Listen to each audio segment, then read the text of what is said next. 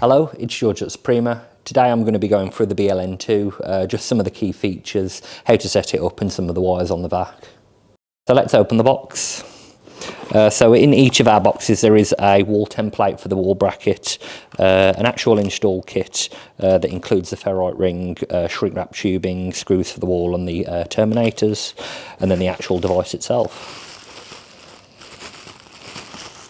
So with the device itself, we have actually opened this one before, so that you'll see some of the wires on the back are cut, but that is the device itself, would be installed on the wall like that.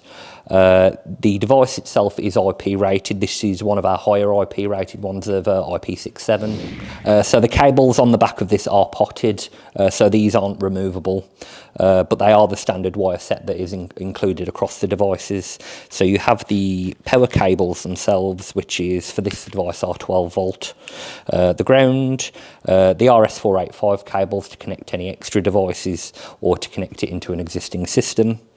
The input cables to connect any release to exit button or door sensors, the Wigan cables to actually link it into an existing Wigan system, like if you're using Paxton or Genetec, the relay cables to actually connect the device itself to a maglock, so like all of our devices, they can be controllers themselves, and then the actual networking wire, which is the main one that will be used to connect it into the BioStar 2 system. This device isn't one of our PoE ones, this one just has the standard network cables. Yeah.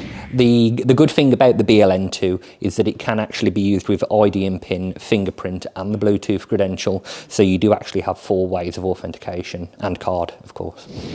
This one is more aimed at TNA clients as well, as it does have the specific F1 and F2 buttons that can you use in for clock in and clock out. So that was the BioLite N2 and some of the key features. Thanks for watching.